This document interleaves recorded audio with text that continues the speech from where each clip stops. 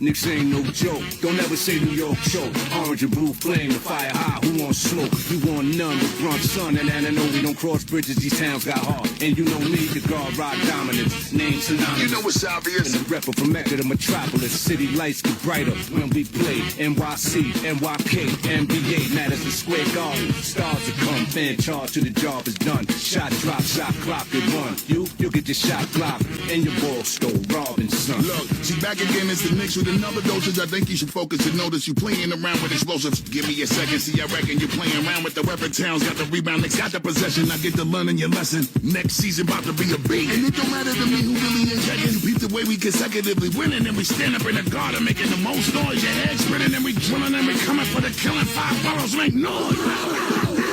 Yes, Knickerbocker for life. Say it with your chest. And we ain't never gonna stop. Everything is black. Standing ovation for the Knicks, we right here. Yeah. We all came together making one thing clear. And we grateful for the energy you brought to the city that we ain't having over a quarter of a century. Thank you. Now, you know it would not be right if we started our program without saying congratulations to the New York Knicks. Congratulations, y'all. Y'all had a hell of a game. Y'all had a hell of an after party. Everything, the parades, everybody was outside. It was great to see just that much energy going on. So congratulations to New York and the New York Knickerbockers and everything.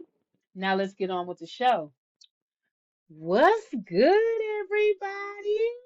Happy Juneteenth weekend, and welcome back to another episode of Hip Hop Clarity, where we spill the tea but respect the culture and separate facts from feelings. I'm your host today, and we've got a packed show. So, we're talking about Jay-Z and Target, Eve's Tiny Desk, Tierra Whack, Lord Jamar, Remy Ma's Lifetime movie. We've got some new music, some hip hop charts, and some R&B songs you need to keep track on your radar. And of course, we're going to take a trip back down memory lane. But before we get to all that, I want to talk to you guys about something.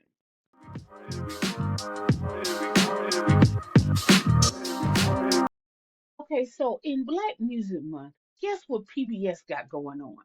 They got a series that's called Declarations, okay? Now, Declarations is to appear or premiere, excuse me, June 29th. It is actually called Declarations Black Americans and the Revolutionary War, okay? So it will premiere June 29th at 10 o'clock EST, and it's highlighting the enslaved and free Black Americans who fought to define freedom during the Revolutionary War. Let me tell y'all something. I need you current Black folks to stop saying we are not our ancestors. Yeah, we are. If you really look into the history of what our ancestors was doing, they weren't just sitting around here and just, oh, I hope it gets better. No, no, they wasn't. Yeah, if anything, you want to say, of course, I am my ancestors' dream, but you want to be like your ancestors because your ancestors were some fighting ass people. You understand me? And that's what's going on now. That's why they keep knocking on our soul right now because you know shit is shifting. And our ancestors have been knocking on our souls like, hey, you see what this is, right? So pay attention. Anyway, before I get off the topic, PBS Declarations Black Americans and the Revolutionary War will premiere June 29th at 10 o'clock p.m. EST, guys. I would love to know your opinion on this when it shows. I can't wait to see this. We can watch everything else. We can also watch this, okay? Educate your kids, educate yourselves.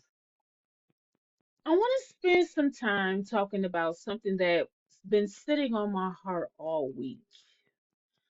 And that's Black wealth, Black businesses, and where do we go from here?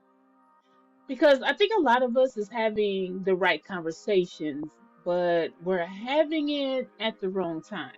Okay? Now, before somebody gets in the comments and says, here she go, I want y'all to stay with me and listen to the whole thing, okay?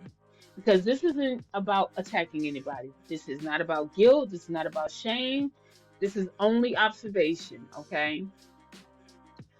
One thing I've noticed over the years as a Black-owned business is that support from the Black community often comes in waves, right? I want to be clear about something. Okay. I love when Black people support my Black business and all other Black businesses. I genuinely do.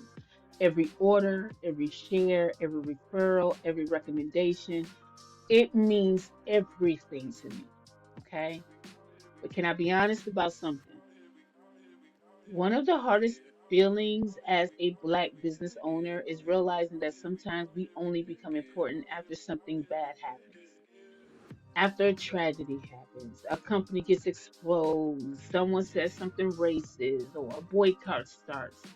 All of a sudden, it's support Black business. Everybody gets behind it. And while I, and others who are Black-owned businesses, we appreciate the support.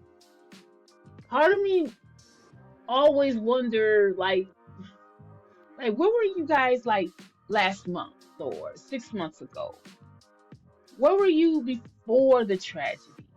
Because I don't want Black businesses to become the backup plan, okay? I don't want us to like become the emergency contact. I don't want us to be the business people remembers only when they're angry at somebody else, you know? I want us to be like your first choice, part of your lifestyle, okay? Not because of guilt, not because of outrage, not because of politics, but because we're providing value. And that leads me to something else now, okay? Business owners, my fellow Black business owners, I need to talk to you as well because support is not entitlement either, right? Just because we're Black business does not mean that we should automatically get the support, right? Just because somebody wants to support Black businesses doesn't mean they should accept poor customer service. And I'm saying this from a Black business that has to deal with other Black businesses that had very poor customer service towards me. Okay. It also means they should not accept bad communication. They should not accept products that aren't ready, and they should not be disrespected. Okay. If we're asking consumers to trust us, then we have to honor that trust, right? We have to deliver. We have to be professional. We have to treat people right. Okay. A lot of business owners from the Black community have like their friends or their, family members. You still have to have customer service. Everybody don't talk like you. Everybody don't walk like you. Everybody, the way your family treats you, you treat your family don't mean you get to treat the customer the same way. Okay. That's why that's so important.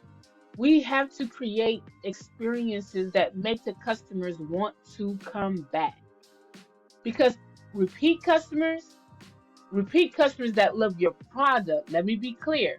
Repeat customers that love your product will help you build your business, okay? Not viral moments. Now, in the same vein, okay, let me challenge you as well, Black consumers, because I'm a Black consumer as well, right? Sometimes Black consumers become accustomed to conveniences that were built on somebody else's cutting corner, and you don't know about that. So let's think about it. Let's think about the fast shipping, the cheap products, the convenience of walking in and you can hurry up get your nails done real quick, right? Those rock bottom prices.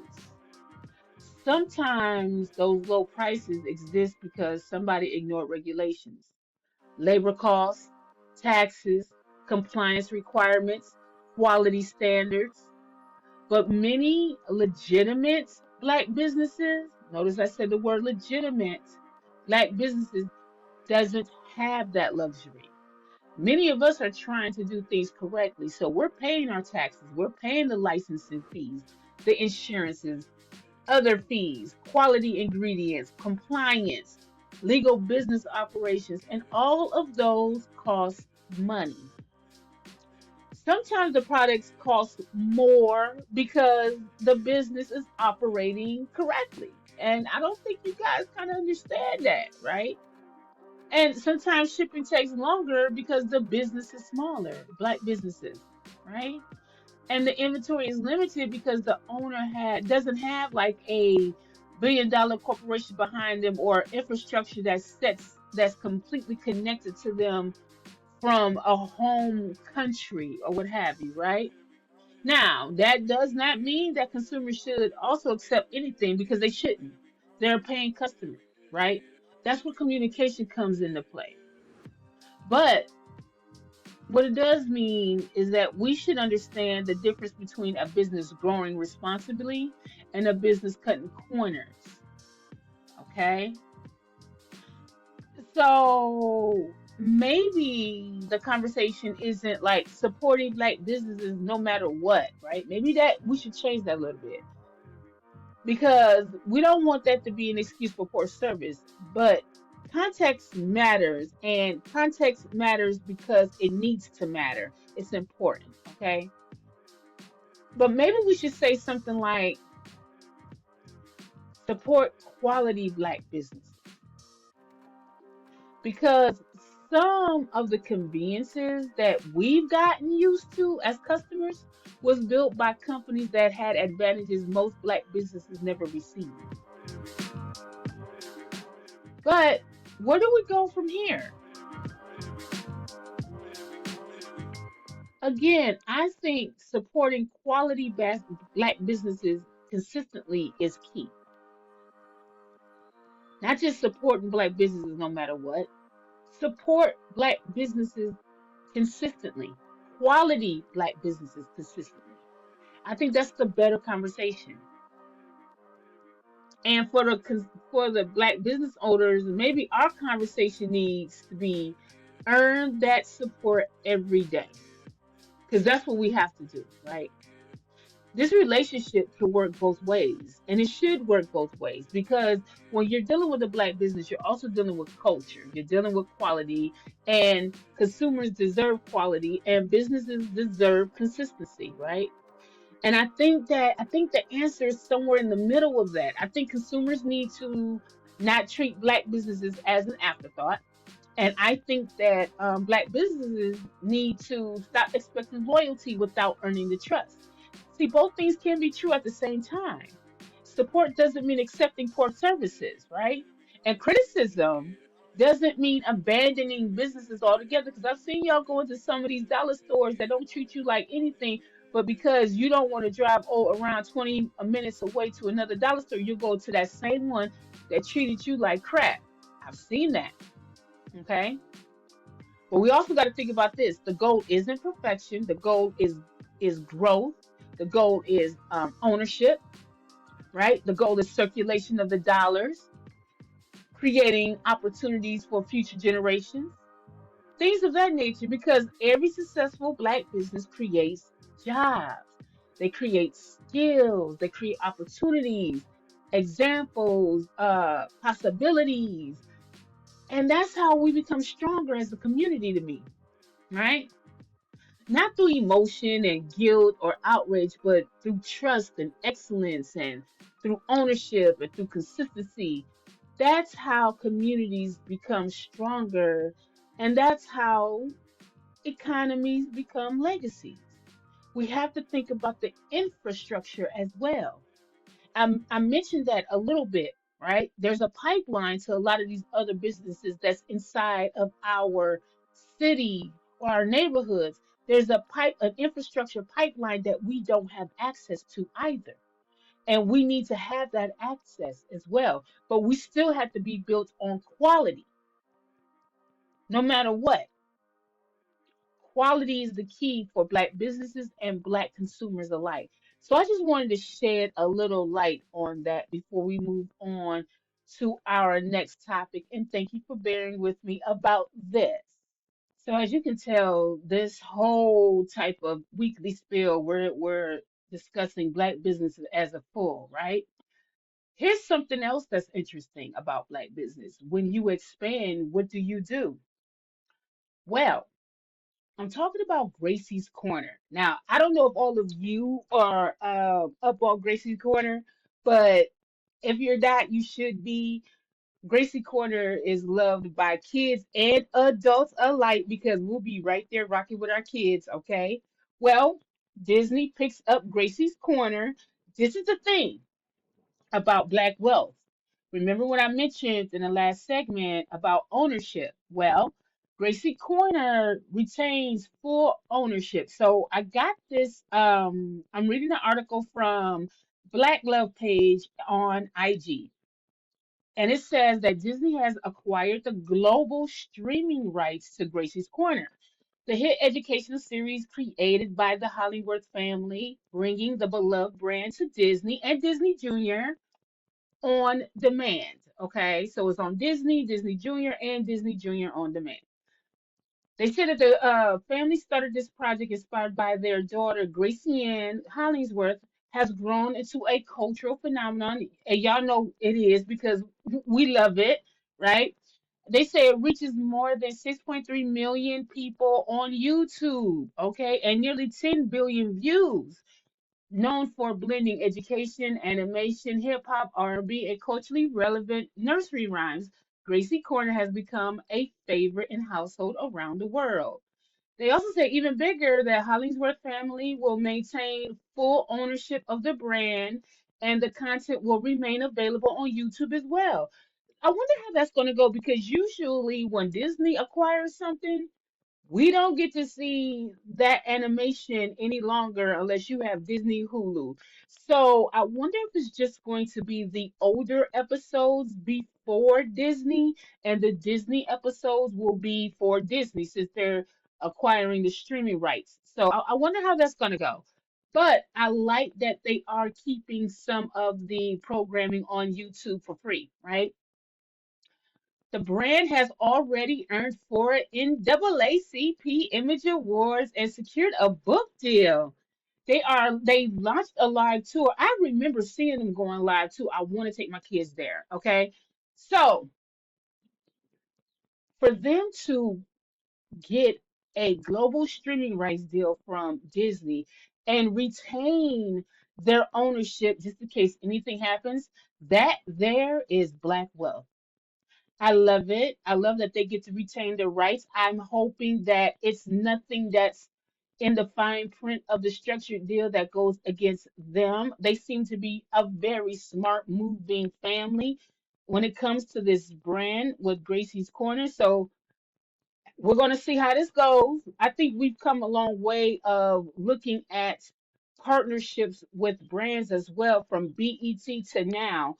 So I'm excited to see where this goes for this family and kudos to them.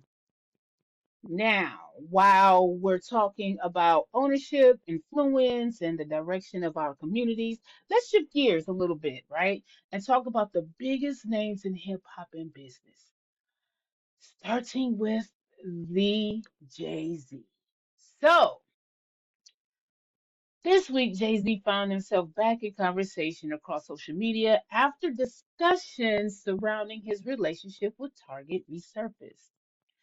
And as always, the internet had opinions. Some people looked at it and said, see, that's business, right? And others looked at it and said, hold on, if we're talking about supporting Black businesses, where does this partnership fits into the equation? Now, me personally, I think the conversation is even bigger than Jay-Z because every time a successful Black entrepreneur does business with a major corporation, people start asking the same type of questions like, at what point are you helping the community? And at what point are you simply helping a corporation make money? Okay. Because that's where it seems like it always ends, right? Now, I don't have the answer, but I do think it's a fair conversation because representation always matters, and ownership always matters, and access always matters. And those conversations don't just stop because someone becomes successful. And let's think about this. When I looked and I seen there's a lot of, I don't quite know if it's partnership exactly, but like some of our most well-known artists, even through the boycott, the Target boycott, had their music in Target, some type of partnership with Target, just like Jay-Z did. Kendrick Lamar was right there. He had his. right there. And so I think we need to delve a little deeper as to what this really is. And I'm going to check a little further. I want to see if this is really something like a a business, like an opportunist situation with Jay-Z, or is it something else? Because it doesn't click all the way with me yet. And this is of course due for his upcoming concert for his 30th anniversary of, I think, his Reasonable Doubt, and everything for his summer concerts that he's coming up with. But we'll check more into that. If I find out more information, of course I'm going to update it right here versus a different weekly spill. But until then, I'm just going to continue on, and I'll update you guys accordingly. Okay. Essence Festival is in a few short weeks, and I don't hear anybody talking about it. Yeah, the Black Americans, they won't be back to the Essence Festival.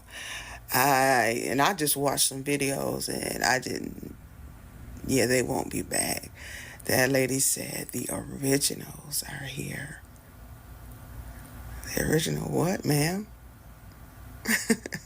Y'all are mad disrespectful. You all have ruined Essence Festival. Now they're in debt. Essence ain't never been in debt. Y'all have ran it into the ground, have siphoned all the money away through scams. And now black people who created Essence 20 some odd years ago are now left trying to pick up the pieces to try to figure out how we can sully and reestablish what was supposed to be the upliftment of foundational Black American women. Hey guys, have y'all been paying attention to any advertising as it becomes, closer and closer to Essence Fest? I mean, I've seen a flyer here or there, but I think it was back in March. I haven't seen anything since. But since we are on this Black wealth train here, and partnerships and ownerships and institutions, I guess we need to talk about Essence Fest, huh? Because what started as conversations about scheduling problems, leadership changes, and festival operations has evolved into something much deeper, okay, including lawsuits. All right. So for many people, the question wasn't, did Essence have a production issue? The real question for them was, last year especially, was what Essence is now becoming, okay? Because for decades, Essence Fest wasn't just another festival, right? For many Black Americans, it was a cultural homecoming. It was a family reunion. We had people gatherings that centered around Black American culture, the music, the entrepreneurship, the history, the community, right? I mean, people they planned vacations starting last year, the year before, right after they would come from the Essence Festival. They'll tell somebody, they're like, "Well, I want to go, girl. You better get an early start because they're gonna be sold out." You see what I'm saying? So people planned vacations around it. People planned their family reunions around it. Businesses built their annual calendars around it. Okay, and that's why this criticism really hits differently, because many longtime supporters believe the identity of the festival has been changing, which was the Black American Festival. That was our Black American thing, right? So let's be clear. There's absolutely nothing wrong with celebrating the African diaspora, and everybody has their place in the African diaspora where they celebrate, right? Like, I'm an American Black person. I'm not going to just go to the Caribbean, the Caribbean. I think that's what they call the Caribbean. And I don't know what to do there, but you know what I'll be? I will be a spectator, and I will root my Caribbean brothers and sisters along, because I don't know what to do. You know what I'm saying? But that's your culture, and I respect it, right? That's the same with us. So there is absolutely nothing wrong with highlighting the African culture, the Caribbean culture, the Afro Latino culture, the global Black experience, because we are here, right? The question, though, that some attendees have been asking is this: can a festival expand without losing the people who built it? Because let's be clear, Essence Festival was built on Black Americans, especially Black American women. Okay. And the reason why I say it is because those two are not the same thing. Some critics feel that the Essence Festival has gradually shifted from being primarily a Black American cultural institution into a more broader diaspora focused event.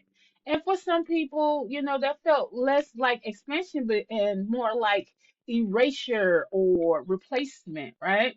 Now, again, whether someone agrees or disagrees with that perspective, it is a conversation happening within this community, okay? And that's where things become a little complicated because, as we all know, culture matters, and more than that, identity matters, okay? Many people support the institutions because they know what those institutions represent, right?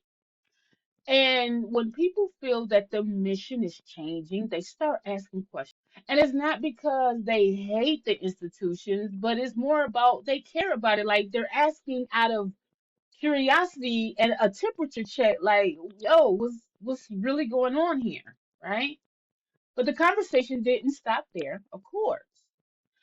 Now, there was also a big concerns from the local New Orleans business owners and the community members that was regarding economic participation, the vendor opportunities, and whether the local Black-owned businesses are benefiting from the massive economic engine that Essence Fest creates. And up until last year, I didn't hear anything, but I'm not there either, right? I've always heard everybody had a wonderful time, can't wait till next year.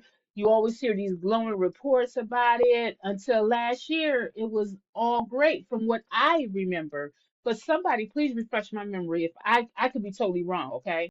Now, since last year, there's been some voices that had some questions, right? And they're asking like, yo, who gets the access? Who gets the vendor opportunities now? Who gets visibility? Who gets the contracts? And who benefits when millions of dollars flow through the city? And again, if we're talking about Black wealth and we're talking about Black ownership, then those are fair questions. Okay? Because again, Black ownership isn't just about being present. Ownership is about participation and about access and about opportunity. Okay? Now, we got that part. Let's talk about the leadership.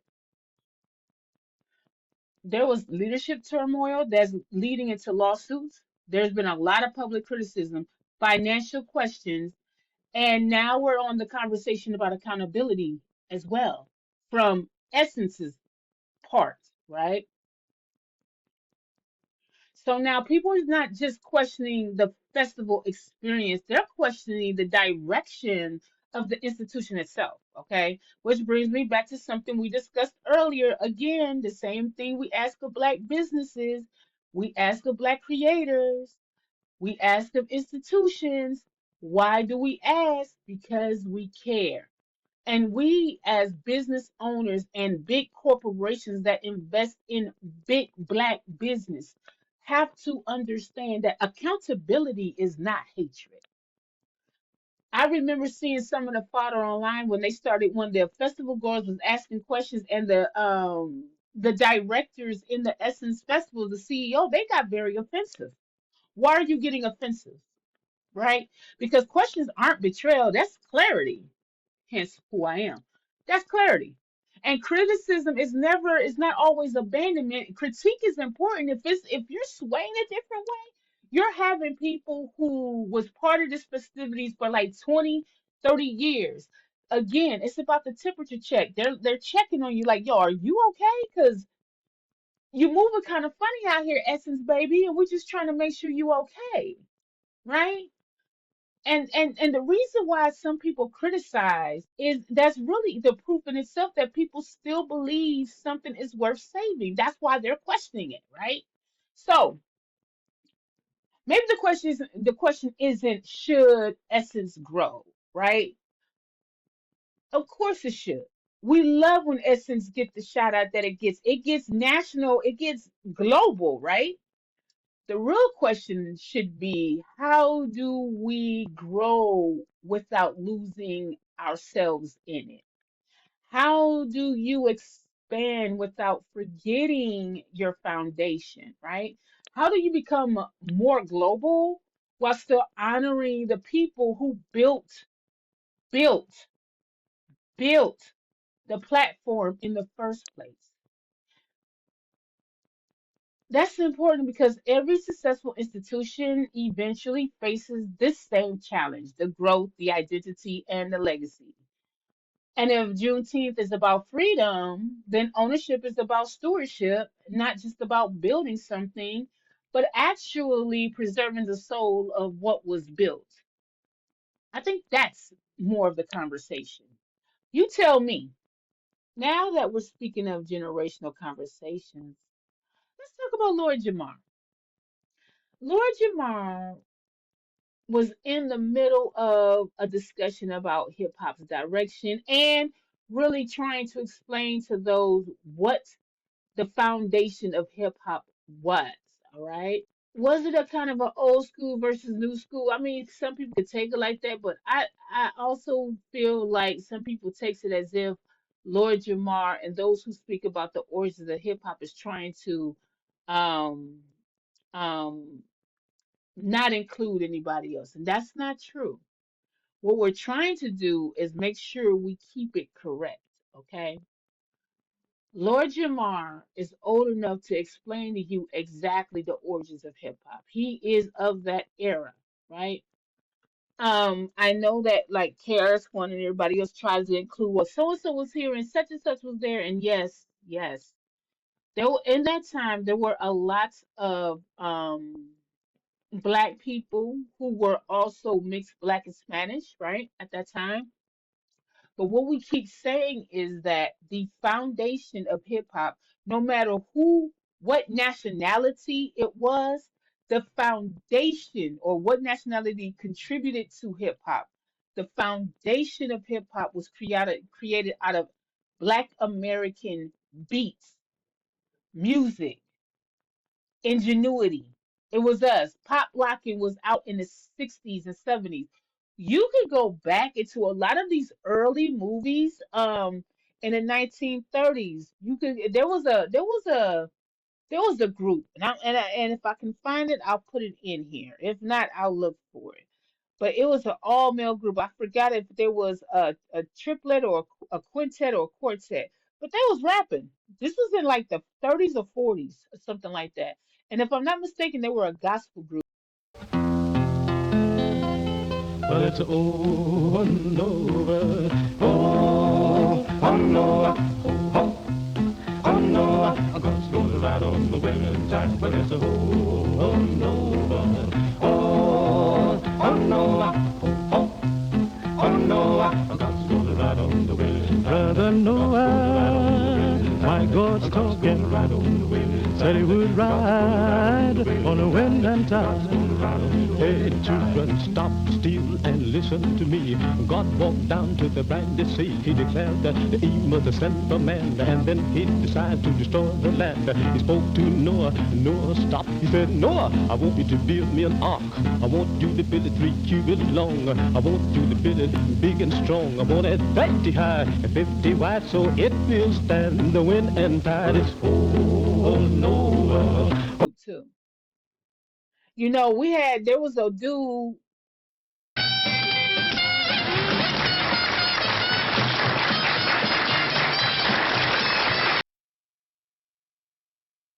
Sensation. In fact, I know he'll be a sensation, and he should be an inspiration to us all. Introducing at this time, Crip Hurd. Take it away, Crip.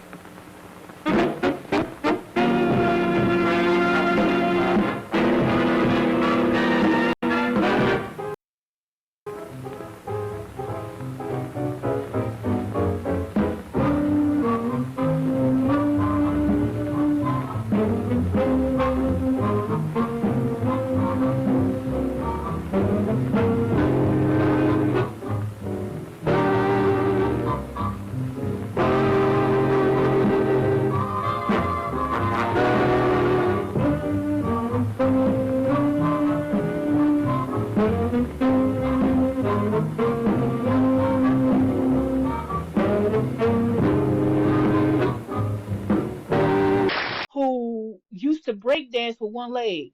This was back in the like 30s and 40s and 50s and something like that. If I could find this clip, I'll find this clip too. This is a Black American ingenuity of music that Black Americans created, just like we created. I gotta go down the list again. We created rock and roll. We created pop. We created country. Y'all seen in the other weekly spiel where I showed you the first family of country where they got it from. I showed you where the black woman created grunge. Y'all like Nirvana and Foo Fighters and all of that. Thank a black woman for that. We created all of it. Rock and roll, everything. Of course, blues, of course, gospel. That's a given. You know what I'm saying? Jazz, that's us. Pop, that's us. R&B, of course, is us. Neo soul is us. Everything that's in American music that moves, that's us. So why wouldn't you think that hip hop isn't us? Because you have people from other parts of the diaspora that contributed. Yes, yes, yes, you contributed. Just like other parts of the diaspora contributed certain parts of the other genres, but you didn't create it, and that's okay. That's okay. And that's what Lord Jamal's point was basically like, look, the foundation of hip hop is created from American black people. I mean, like when cultural you're DJing, wise, when like when DJ Cool Herc, when he was DJing, right? That's like when he put the breaks in. That's a form of like, cultural influence because that's from Jamaica. no, it's not from Jamaica. I'm The sorry. breaks when he did that. No. Fact wise, No, I'm sorry. This is you're dealing with feelings. The breaks he was playing, first of all, were soul, foundational Black American Afro? music. No, not Afro anything. Soul. It was Black American music that he was playing, not African music, not Afro-Caribbean music. He was playing soul music, and the breaks inside that music is what he was playing. He wasn't playing any Jamaican music. He wasn't adding anything into the culture of hip hop that was Jamaican. He came from Jamaica and was doing an American thing. And you and your crew were playing out, there were several sound systems. No. The sound system, the Jamaican sound systems were very prevalent in the tri-state area. Were you aware of those crews? No. And did they play with you at all in the clubs? No, never. So African love, downbeat, But never was in the in a space that they was at. Or no. Mm-mm. No way. No shape, form, or fashion. Okay. I could tell you for a sound system is on the U.S. side. That the Smith brothers, respect them. Soul Brothers from out of Brooklyn, should play at Nell Gwen's, respect them. I don't know if it's a Jamaican crew, but I know the Soul Brothers play at Nell Gwen's at 42nd Street. Okay. And they have brothers like Plummer, LaBoya, Flowers, and the Disco Twins. And their boys was really into technology and big, heavy sound. With me, So other than so he's Okay. Okay, so he came from Jamaica. He's Jamaican, Right. Okay, But him but listen, him being Jamaican, but he was being influenced by foundational Black Americans. He couldn't do nothing Jamaican inside hip hop or else nobody was fucking with him. You see what I'm saying? He tried to come, when he first came to Jamaica, there's stories of him where he tried to wear cowboy boots and all that type of shit to the party. And, people was like, what you doing with them roach killers on and all this type of shit? And he stopped wearing that type of shit. You understand what I'm saying? And started wearing sheepskins and trying to assimilate with what the foundational Black Americans were doing. So what I'm saying is there's nothing inside of hip hop. You know how we be like, say ho, or say, nobody says say blood clot. Nobody says, say Papi Chula. We don't say none of that shit. All we do is everything that we say and everything that's inside of hip hop culturally started with foundational Black Americans. It's all right, y'all. And again, I say this, like I said before, I haven't heard anybody else talk about, well, jazz came from this or blues came from. Nobody's arguing about no other genre, just hip hop, which is crazy because hip hop takes from all the previous genres. And that's the thing too. Every genre of music in America has taken from another genre of music in America that was created already from us. So that's why we don't understand the contention about this. We're not excluding anybody. We're just telling you who created it. That's all. That's it. So the whole point is, how do we serve my okay, this is my question. This is my question. How do we preserve the foundation while still allowing growth? Because that is important. Growth in hip hop is important. If we do it the right way, we could grow it the right way. Like, there was so many things we needed to learn from the other genres that I think we did learn.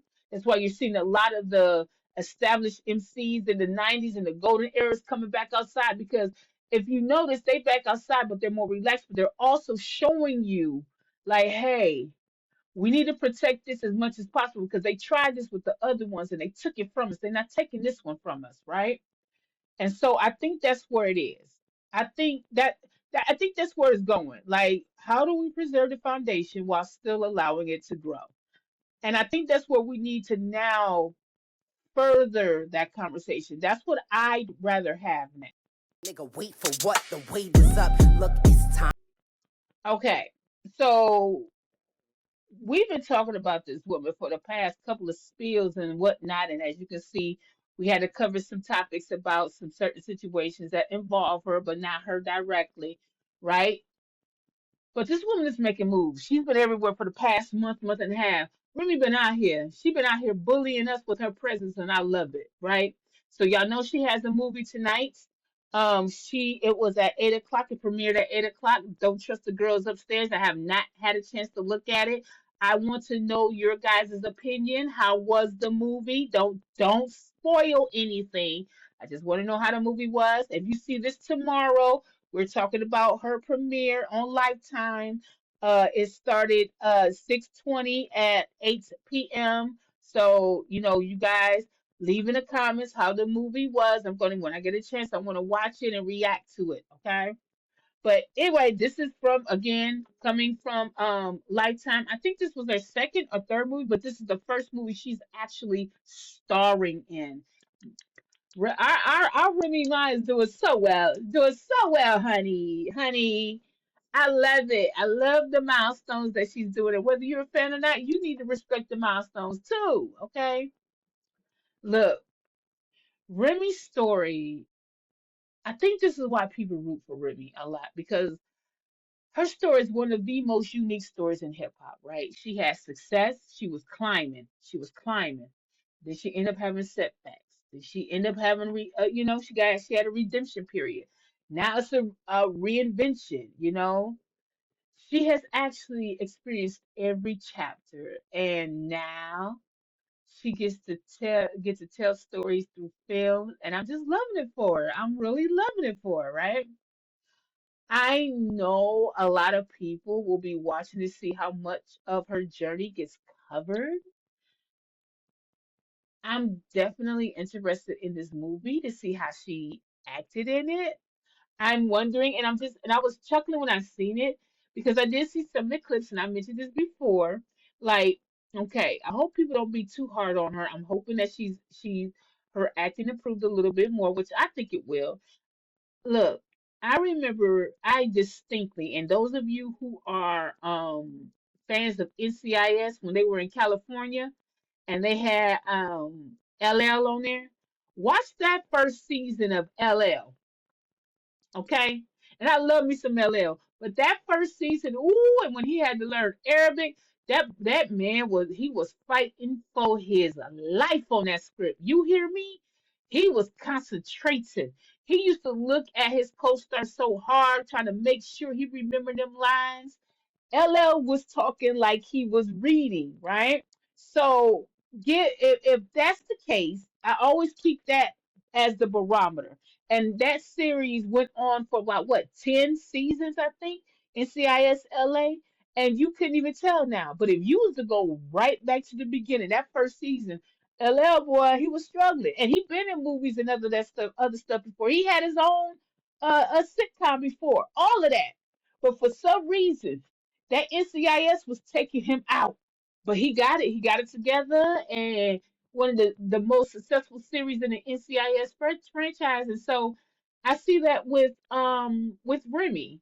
You know, if if I'm thinking it's like I think, and I'm hoping people don't read into it too much, but you got right to have a fair critique about it. You know, I hope the storyline is very good. They said it's based off of a bestseller, a New York Times bestseller. So, kudos to Rim, man. Kudos to Rim. Keep going, honey.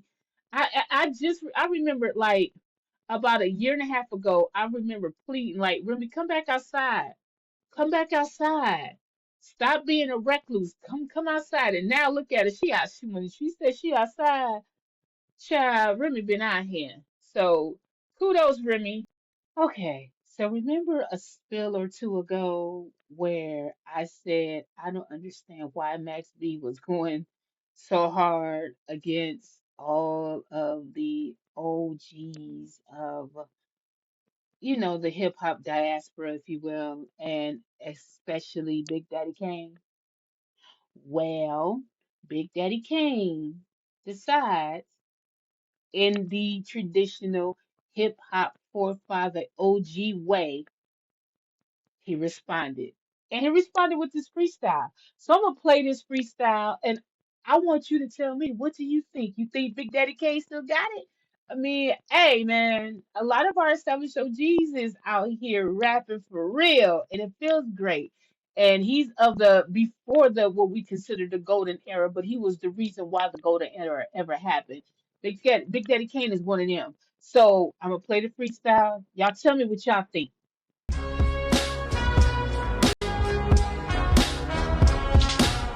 Hey yo, look at my resume, too consistent. I don't need no guidance or supervision. When I speak on y'all in your new position, I straight say trash, no euphemism. So obviously we moving different. I stay 10 toes down, this the truth I'm living. I usually give them the smoothest rhythm infused with ism and use precision that you can vision in the true tradition. Y'all talking about the past, I'm thinking futurism. Y'all entertaining these clowns, I can't do it with them. Dumping dirt on your name, you still moving with them? I smack piss out this dude, homie, you forgive him. My temper be as short as pygmies, quick squeeze, Stephen A. Wick piece.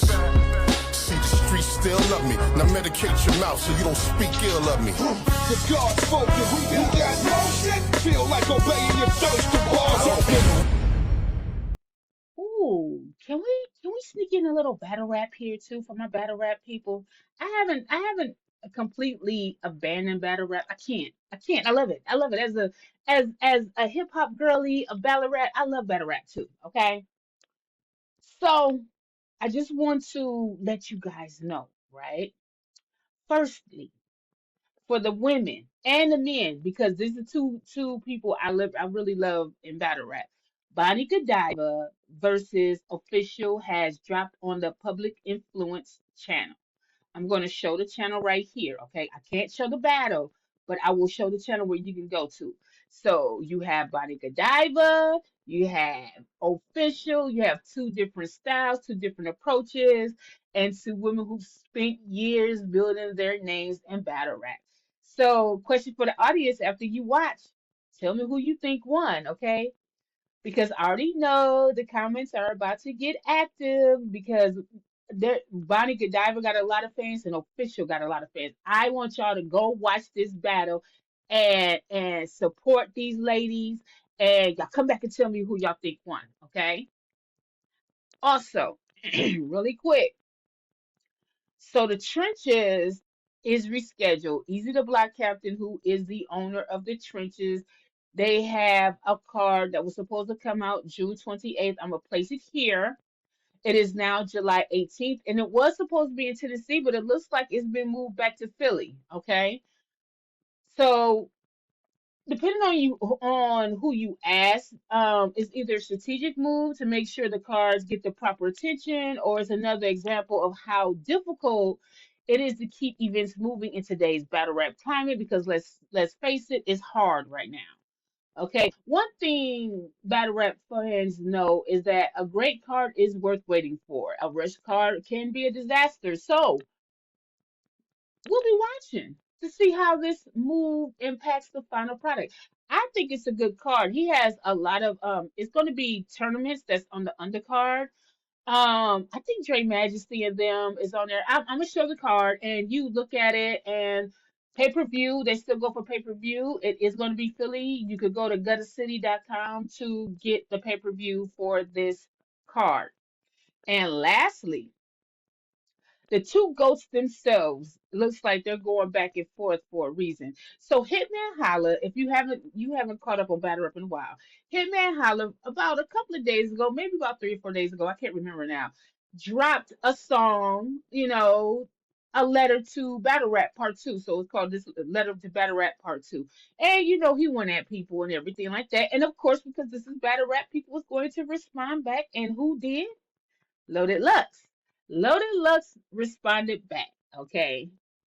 And there have been ongoing tension between Hitman Holla and Loaded Lux. So I will show you where you can go for both. You start with a letter to Battle Rap with a Hitman Holla and Loaded Lux's response. And tell me what you think.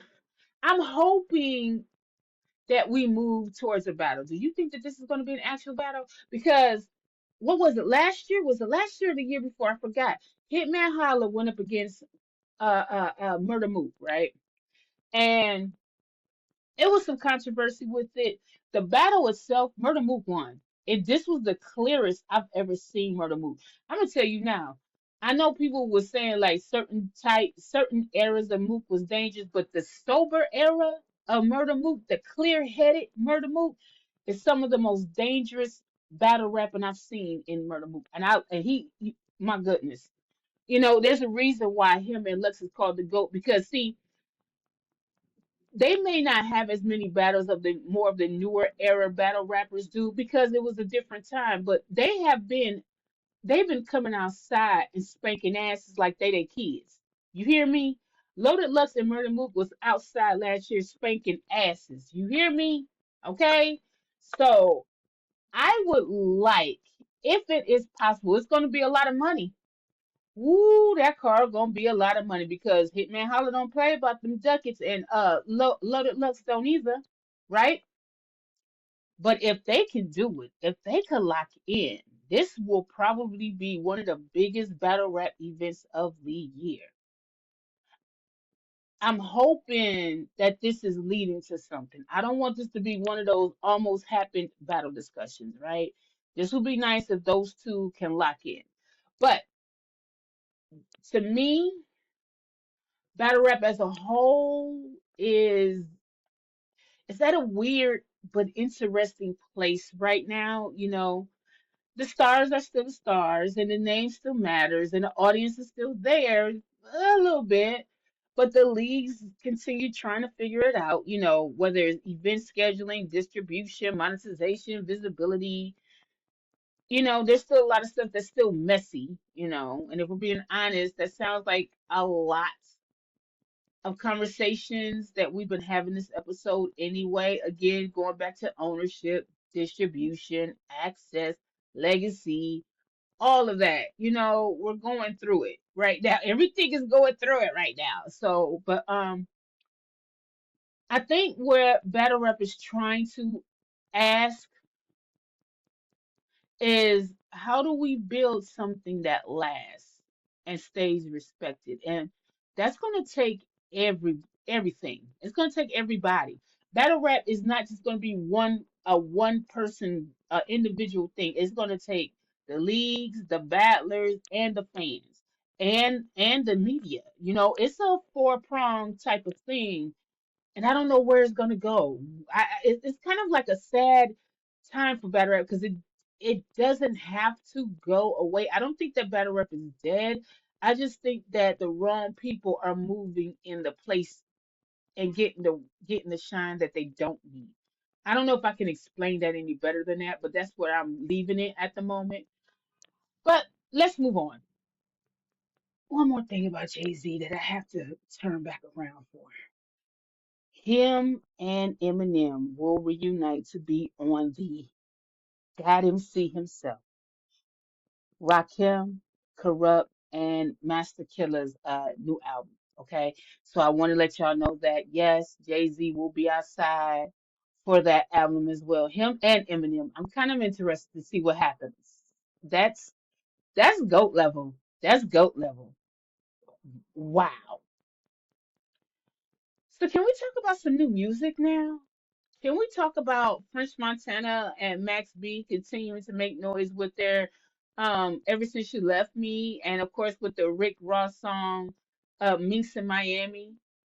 But we've also got to have a conversation around Kendrick Lamar. There was a leak, right? Featuring J Rock and Ray Vaughn, right? Did y'all listen to it? They was rapping.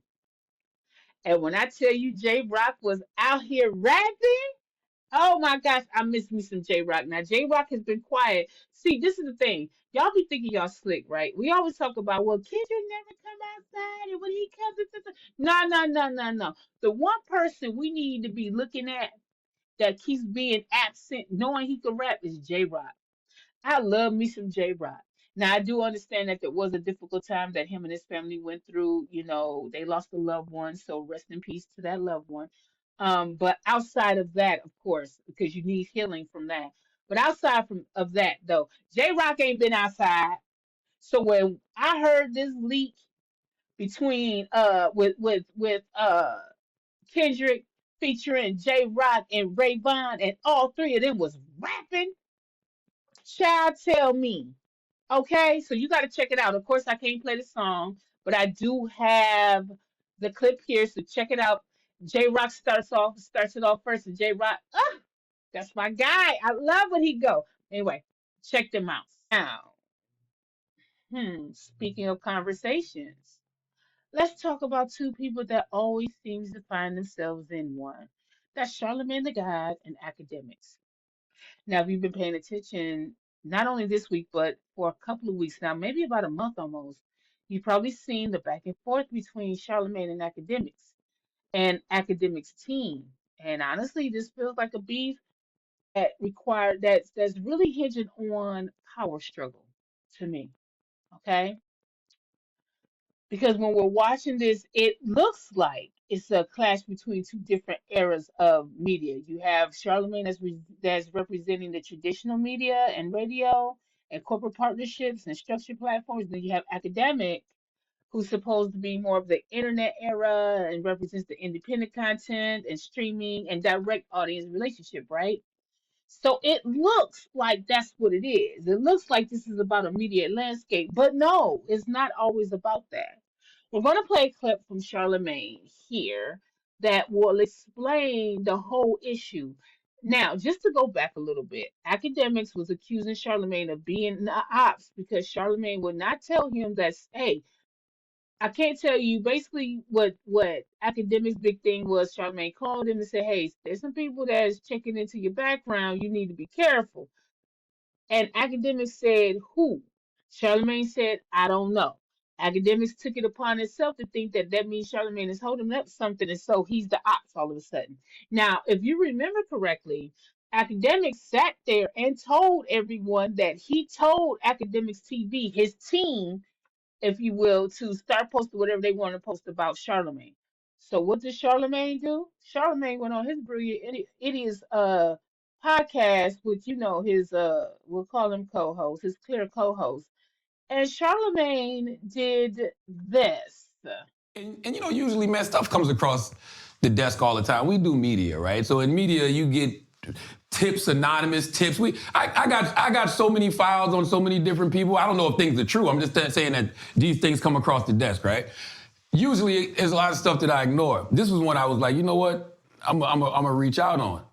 And I don't know if I reached out through text before Jeremy Heck said what he said.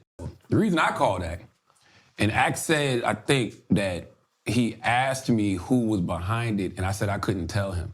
That's not true. I said I don't know, but I would find out. But what I did tell him was that these three individuals, Carson McCoy, another guy named Alex Ocha, and George Nguyen. How you pronounce it, Chris? It's a Vietnamese name. Nguyen.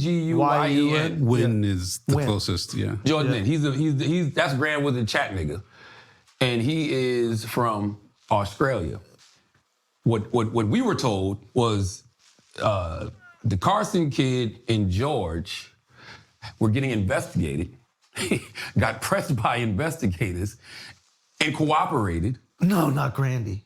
And told and said that they get their marching orders from Akademiks and Drake. You heard it? Charlamagne showed you how to press a button, okay? Ak has a problem with thinking that everybody needs to be scared of him. And this is the thing. Ak went up against his daddy because now Ak is backtracking. This is what Ak had to say. I don't want Grand Wizard or any of the chat niggas to be posting anything negative about you. We love you. You're a legend. Let's get you on a call and figure out why this went left.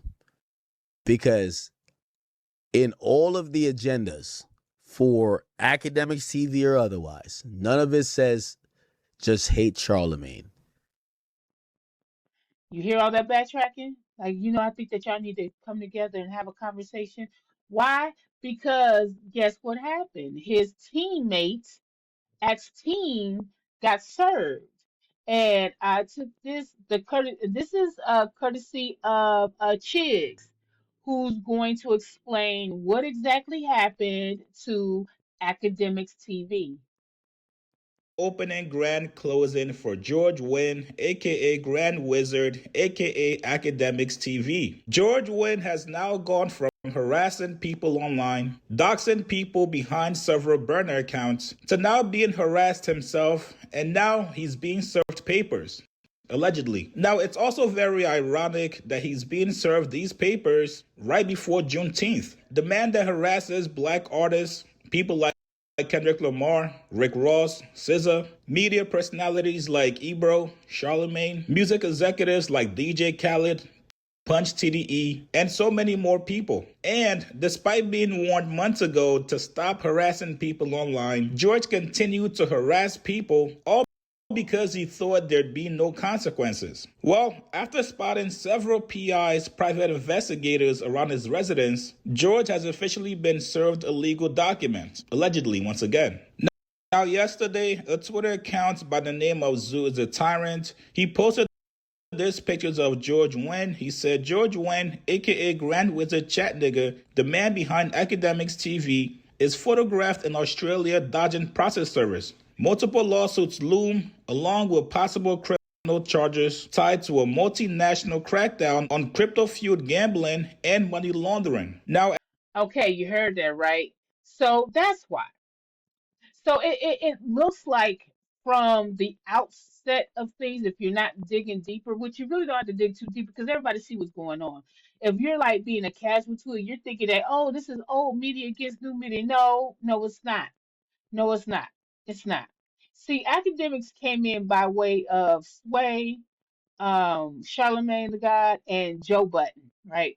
We might as well just call Sway and Joe Budden the uncles of Ak, and Charlamagne the daddy, because when the daddy got the belt, the son acted like he had some sense because the daddy wasn't playing with him. And it turned out that what Charlamagne tried to tell him did in fact happen. So, do I feel sorry for anybody in this case? Nope. Actually, we can move on from a debate to a whole celebration. Let's continue. I am so excited because our legendary female MCs is reminding everybody this week exactly why she deserves her flowers. And I'm loving that the legendary women MCs is coming outside. And who are we talking about? We're talking about Eve. Yes! Yes! We're talking about the first lady of Rough Riders. I don't care if Rough Riders not exist anymore. Eve is. Okay? Because why? Because why? Because Eve had a tiny desk performance all live instruments, right? And it was everything it needed to be. It was authentic, relaxed, confident, and most importantly, it was timeless. Eve looked beautiful up there. Eve gave Eve. She didn't give she didn't give across the pond Eve. Eve gave us the Philly Eve. That's what I love. Philly Eve was back, y'all. Philly Eve was back. One more thing about that performance, it reminded people how many records Eve actually has. Oh, sometimes when we talk about female MCs, I don't know why we only reduce it to who is currently hot because we never do that with with the male MCs. But we got to remember, hip hop isn't just about today, right? It's about legacy. And Eve's catalog is one of the strongest catalogs of her era. Eve, man, y'all better go back and listen to some damn Eve. Watching her perform felt like, oh my gosh, it was less about nostalgia, and it was more like, yo, y'all forgot, huh? It was a reminder. It was a reminder. It just reminds me that, and I always smile when I see the OGs coming back outside because it's telling you that real music ages differently. It does. And it was great. Let's talk about another Tiny Desk moment. Can we? Joe. Now, mind you, Joe's Tiny Desk was a couple of weeks ago, but I didn't see y'all talk about it. And how dare you? How dare all of you miss Joe's Tiny Desk? How dare all of you? Okay? It was nice. It's nice listening to Joe live. His voice is still silkier than ever. Wonderful, wonderful show. We need to hype. I mean, this is all black during Black Music Month, so they just got everybody out here. But y'all, when you get a chance, check out Joe's Tiny Desk performance as well. It was just as good. And guess who else? 8 Ball and MJG. Check them out too. They're out there. Y'all better get on this Black Music Month Tiny Desk moment. And speaking of artists who deserve more recognition, let's talk about somebody I've been wanting to highlight. Guess who else is back outside, y'all? Yes, yes, Tierra Whack. Tierra Whack is back outside. She has a new album dropping. Okay, it's already in stores. Okay, it's called the Wax Museum. Okay, if you've been watching Hip Hop Clarities for some time, right? I have a soft spot for artists who refuse to fit inside a box.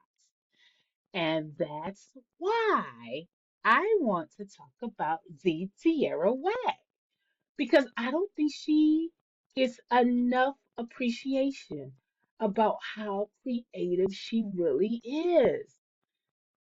I love it because Tierra never chases trends. She never chases trends.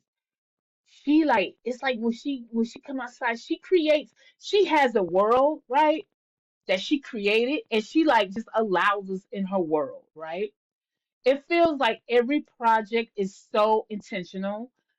Every visual feels intentional. Every song is intentional. And I love that. And honestly, in an era where everybody's trying to sound the same, that matters because she's always different, right? I think sometimes the culture becomes so focused on streams and numbers that we really forget creativity.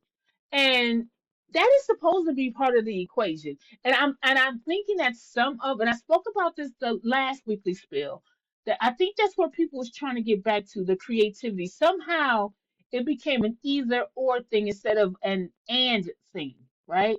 Because we had Busta Rhymes, it wasn't either or. We had Missy Elliott, it wasn't an either or. You had directors that was really in concert with the artist and brought out the best vision that they could back in the day. And I think that's just coming out more and more.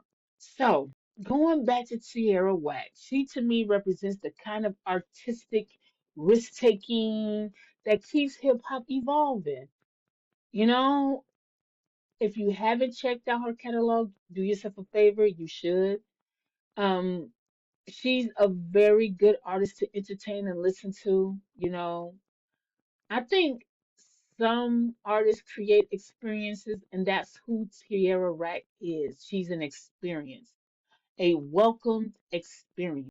And Blackstreet's own former member Dave Hollister is back outside with Voodoo Magic. Now, this was released June 12th, and it's produced by Snoop Dogg through Death Row Records.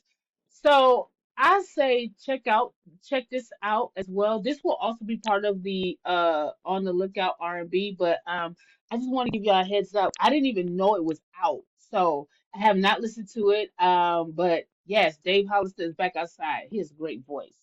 Now let's talk about who's kind of moving the culture this week, okay? Starting with the hip hop charts. So according to media-based Urban Top 10, right, we have number 10 with LMA. LMA is back outside. She got a song called 100. Young Miami is making rounds with that number 9 called Spin That. Number 8 is Boss Man D-Lo, Motion Party. Number 7 is The Baby featuring Young Chris, Pop That Thing. We have Drake with the song Janice STD. Number 5 is Chris Brown featuring Bryson Tiller. It depends. Sims is back outside at number 4. You Need Me, Kalani. Number 3, Folded. Number 2 is Rick Ross featuring French Montana and Max B. Minx in Miami. And your number 1 record this week is French Montana and Max B. Ever Since You Left Me. Now, I'm thinking it's the remix, but hey. Now, some of these songs are a repeat from the media base, but these are some R&B songs you should look out for. Kalani's Folded. That's one of the strongest records that's in rotation right now. Thames, You Need Me is smooth and soulful, and everything we've come to expect with Thames, right? Of course, again, that Chris Brown featuring Bryson Tiller, it depends. That's a collaboration that it works great. And LMI or LMA, because she's been out for a minute. I think she even had a child or what have you. She brought that classic LMA back. She had that good energy. So check them out. And of course, Leon Thomas Mutt. Now, if you've been sleeping on Leon Thomas, you need to wake up because he's quietly becoming one of the most exciting voices in modern R&B. Wow, man. And unfortunately, we have to mention this, um, and not in a celebratory way. It's not even in a defense way. This is more of a cautionary tale, okay? For years, Mystical was viewed as one of the most talented performers in hip hop history. Now, many younger fans know him more for court cases than music. I guess I don't even know how we can even go through this, right?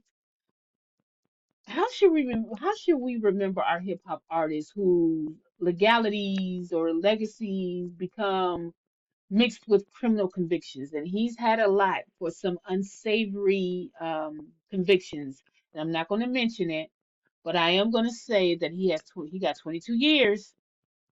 He got 22 years.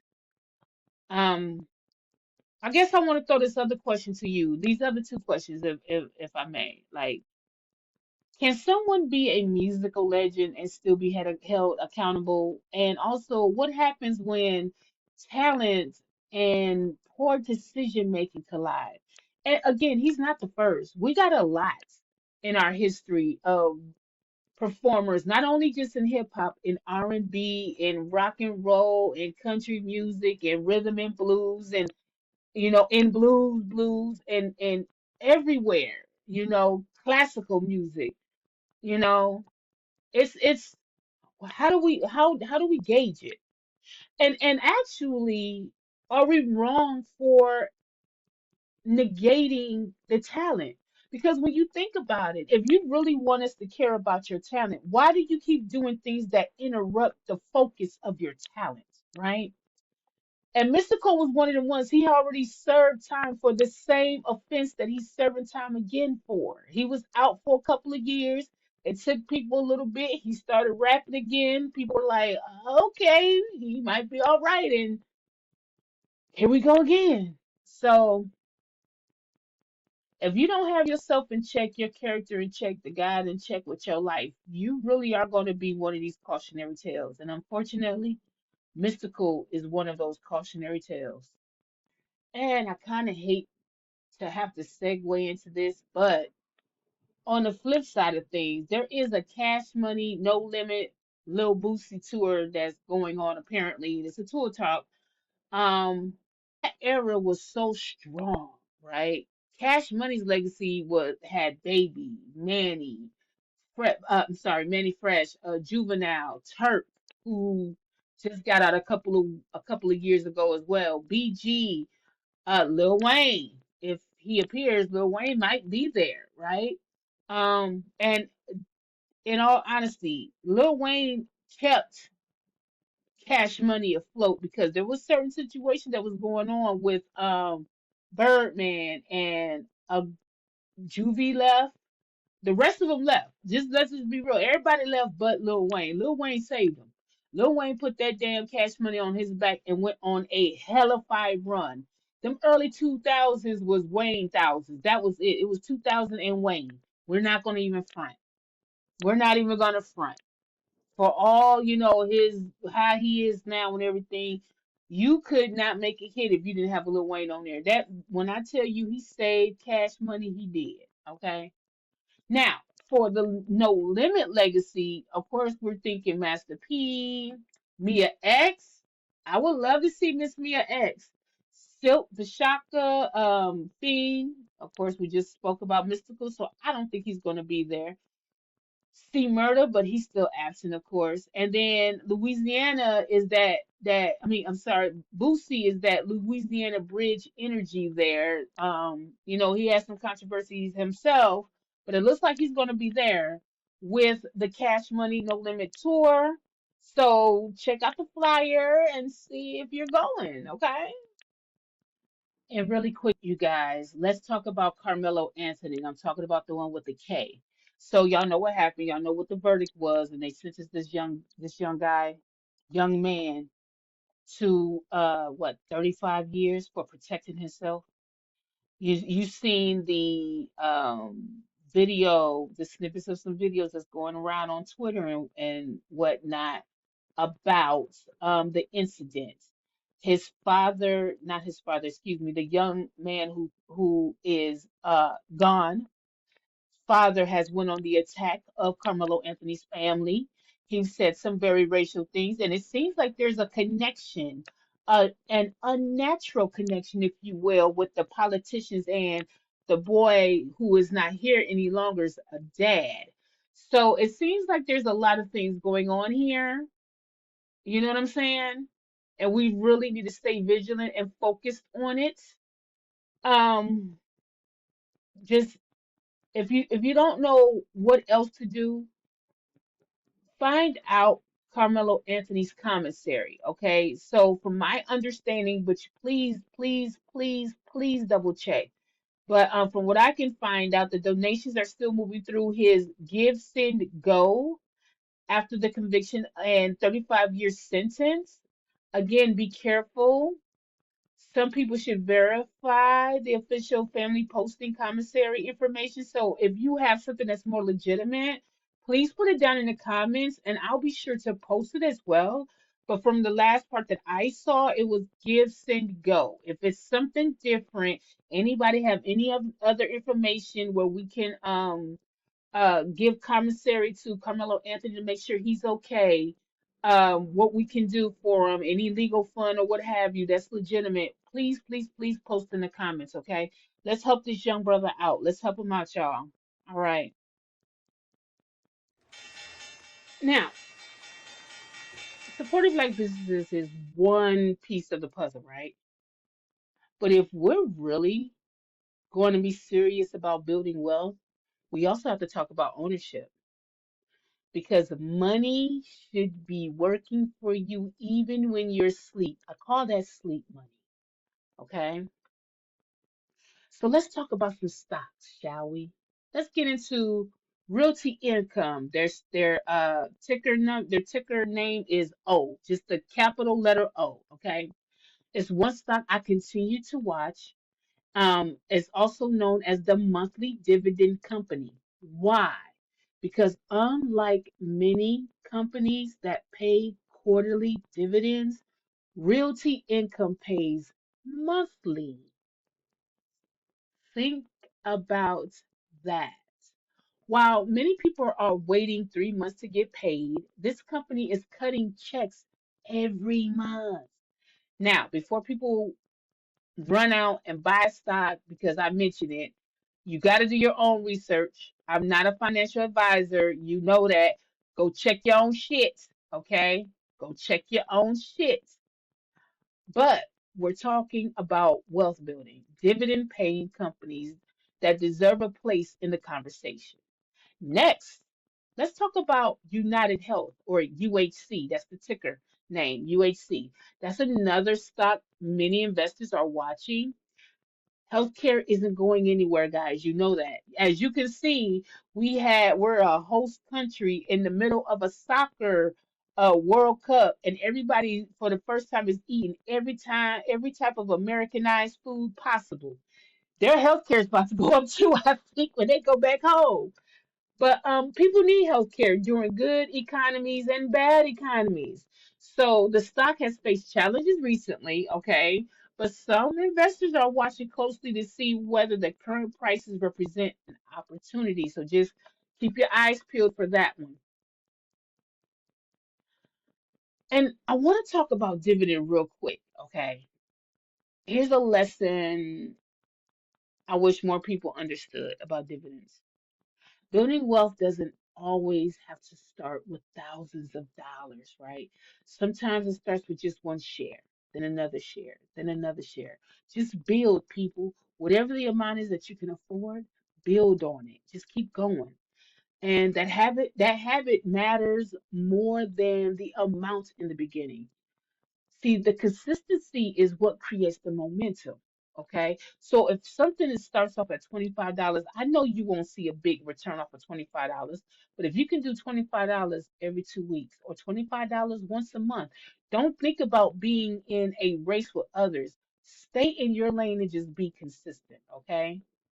And this is why I wanted to connect these two conversations together, because supporting Black businesses helps circulate dollars and investing helps grow dollars, right?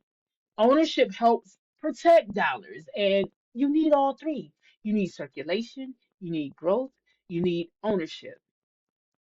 And that's how communities build wealth over generations. So before we get out of here, it's time for one of my favorite segments, Back Down Memory Lane. And tonight we're talking about Max B. And why? Well, I want you guys to really be familiar with him because just like Remy, he served time as well. He actually served an extended sentence, I think about 17, 18 years. I think it was supposed to be 30, but it he was able to get out after 17 or something like that. Um, some of the younger audiences, y'all may not know who Max B is, or your only connection to Max B is French Montana. But trust me when I tell you the influence runs much, much deeper than that, okay?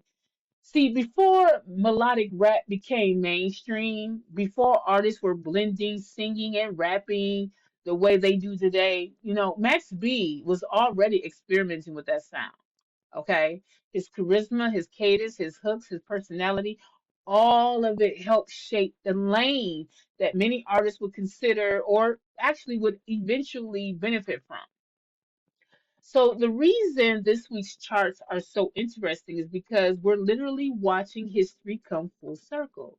So years ago, people debated Max B's influence, and today his fingerprints are all over modern hip hop, whether people realize it or not.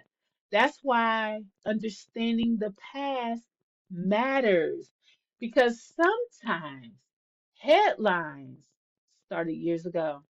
And that's going to do it for this week's episode of the Weekly Spill by Hip Hop ClariTea. If you enjoyed today's conversation, make sure you like, share, and subscribe. And join the discussion in the comments. I really love reading your guys' comments, okay? So I really want to know, what are your thoughts on the conversation about Black wealth?